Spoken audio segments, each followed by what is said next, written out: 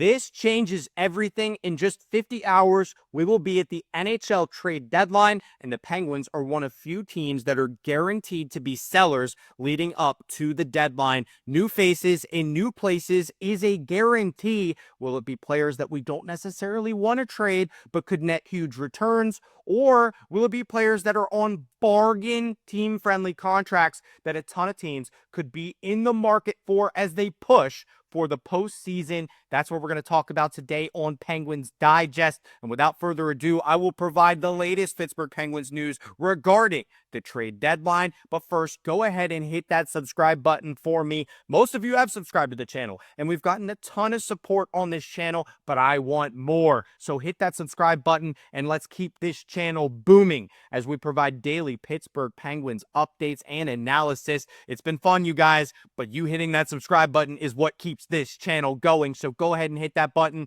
and let's get right into the action today.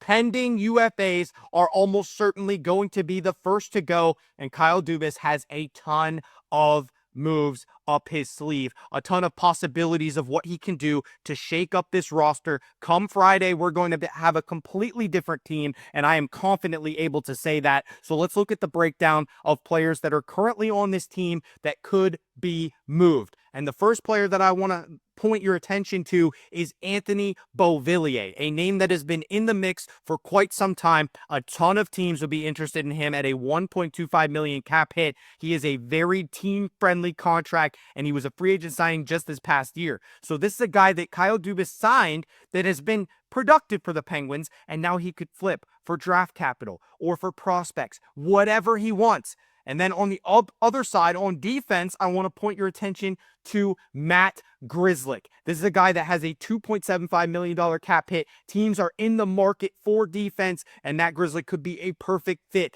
The grizzled veteran defenseman that has been having career-high numbers for the Penguins this season could net a huge return. And let me tell you first, before we get into this any further, my theory is that if Kyle Dubas really wants to maximize return on Beauvillier and Grzelcyk, he could bundle them together. Two pending UFAs, he could net a similar return to the San Jose Sharks for Mikael Granlund and Cody Ceci. A 2025 first-round pick and a conditional third-round pick. That is a heck of a return for pending UFAs. And the age of Mikael Granlund and Cody Ceci makes me think that Anthony Beauvillier and Matt Grzelcyk might be worth a little bit more than that. So this is an absurdly good opportunity for Kyle Dubas to take advantage of. If there's a team that needs a little bit of depth on the forward side of things and a defenseman that can help him on the power play top 4 minutes, that would be an ideal scenario for both teams. They could improve their offense, improve their defense, and the Penguins could get a pair of draft picks and maybe even a prospect for Beauvillier and Grzelcyk. Beauvillier is just simply a bargain contract. I don't see a scenario where he is not traded. Even if Matt Grzelcyk doesn't go, even though I expect him to go, Beauvillier should be the first player traded. And it is because he's still young.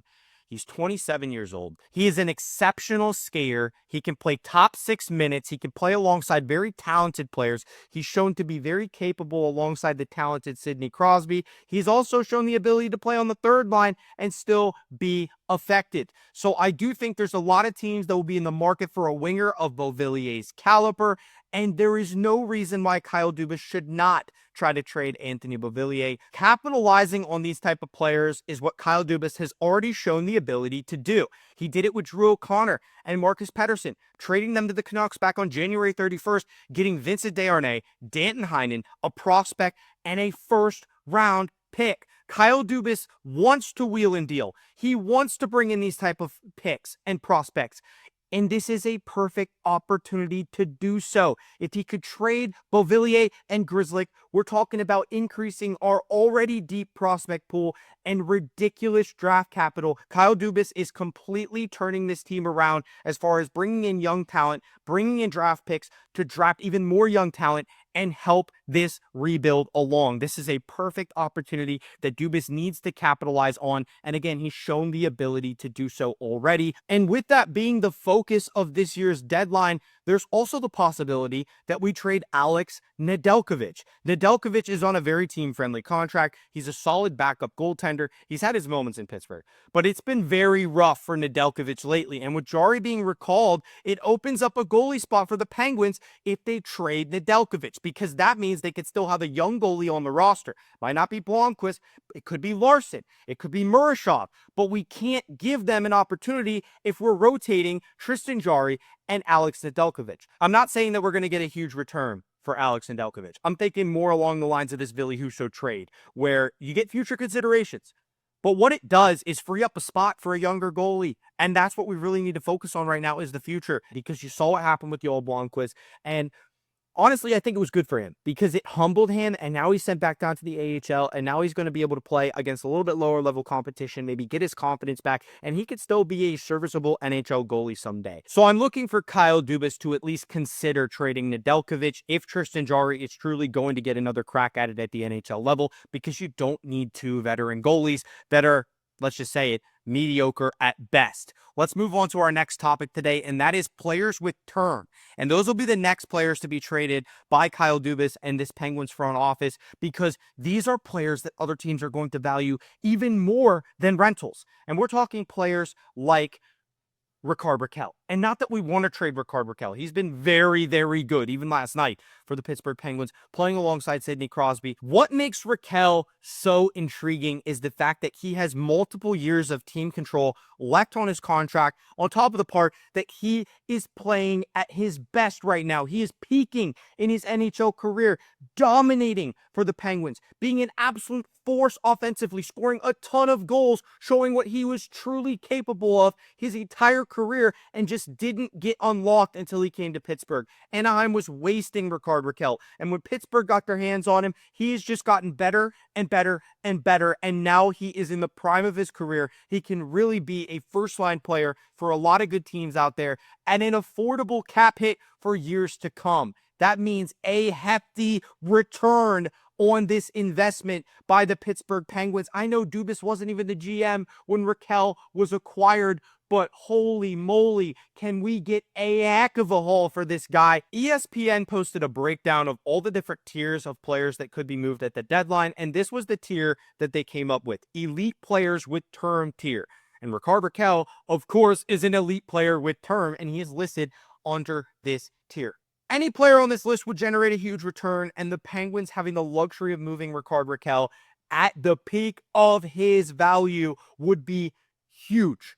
And I'm not saying I wanted to trade Rickard Rakell. I've been on board with keeping this guy for a very long time, but knowing what I know now and how bad this team has looked, it makes more and more sense to just trade Rickard Rakell away and get the most value for him. Because who wouldn't be interested in Rickard Rakell? What he has done for the Penguins this season has been truly remarkable, and a mock trade was posted by ESPN in a similar article to the one where they detailed the tiers for all of these players that could be traded, and they actually came up with this idea: trading him to the Utah Hockey Club for Matias Maccelli, a first-round pick, and a second-round pick.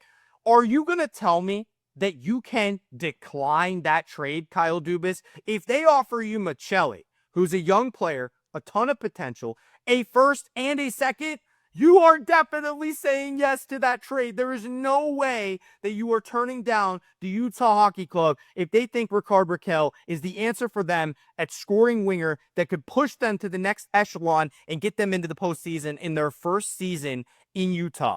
That would be huge for both teams. The Penguins accelerating their rebuild, getting a young player that can be an effective piece, and 2 high draft picks for Rickard Rakell, a 31-year-old winger.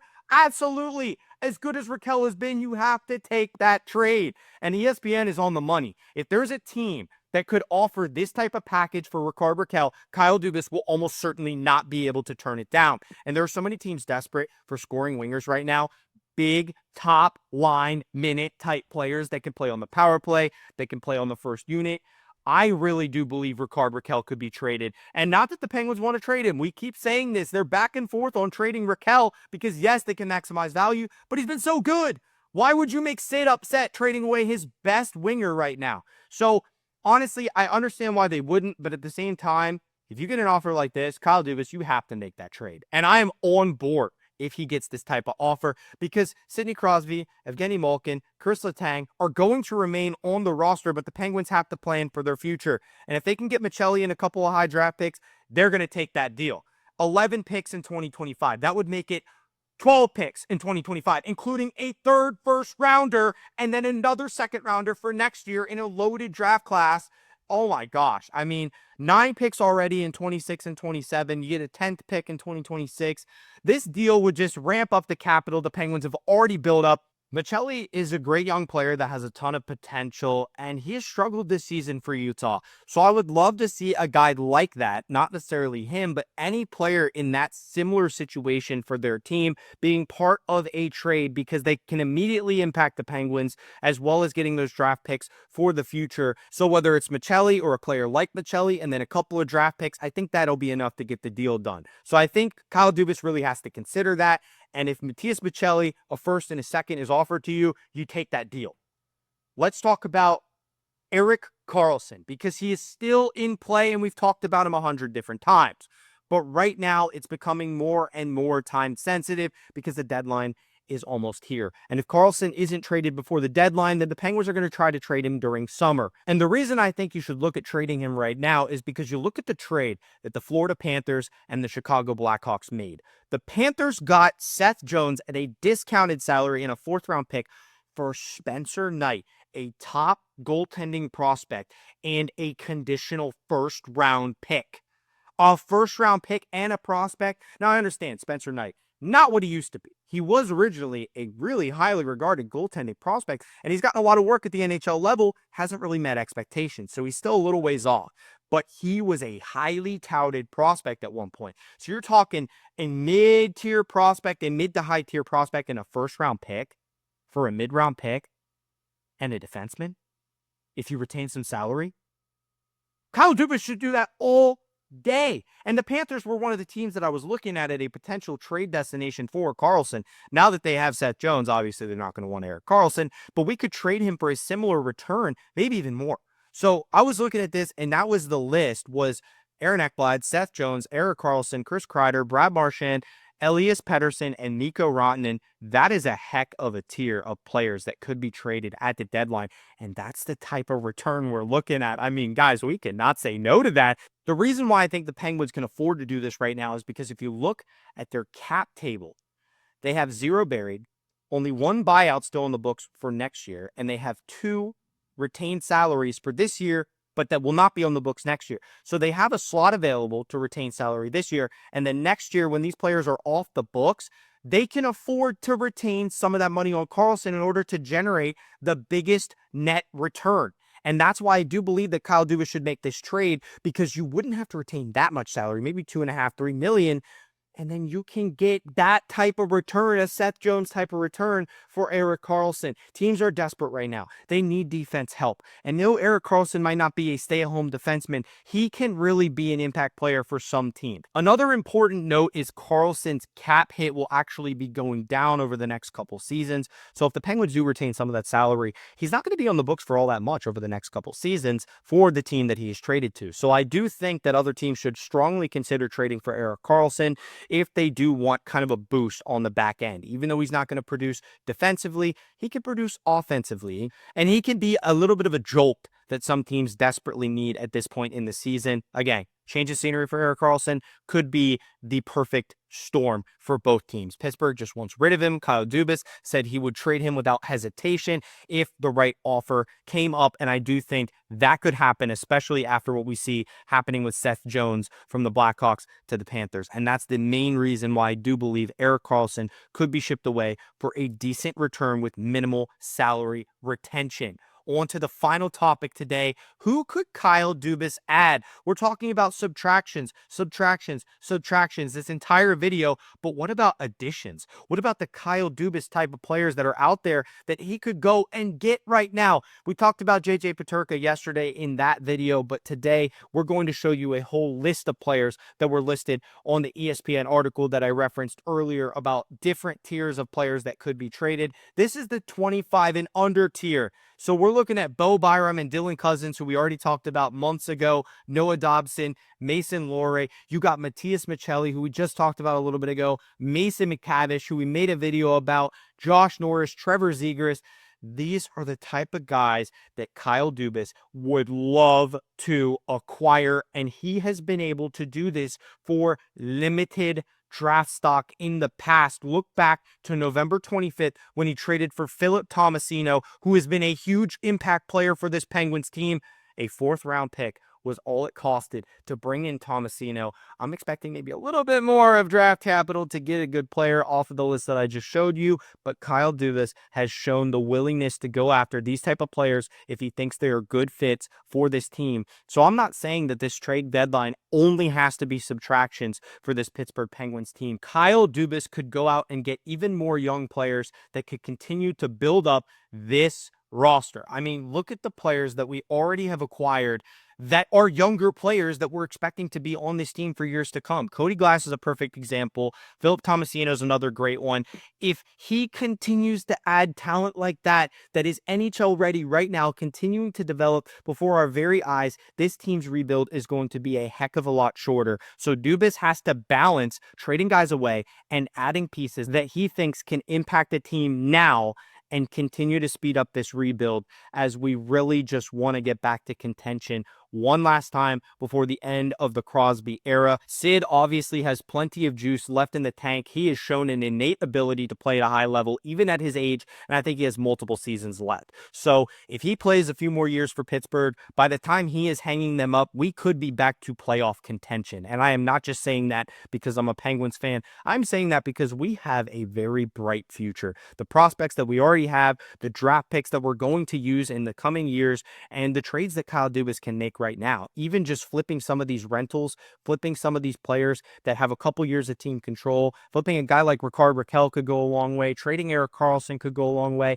I'm just really excited to see how this deadline plays out. Right now, we're planning on doing a live episode of Penguins Digest during the deadline on Friday, so 2 days away, 50 hours. About 49 hours by the time this video is posted, but you guys stay tuned for more Penguins Digest videos. If any trades are made, you'll be the first to hear about it here on this channel, so hit the subscribe button, and we will keep you in the loop with the latest Pittsburgh Penguins content. I appreciate you guys. Let's go Pens. Let's pray that Kyle Dubas continues to do the right things and make the right moves and help this team along in our rebuild. Again, thank you for watching. Subscribe to the channel, and we'll see you on the next episode of Penguins Digest.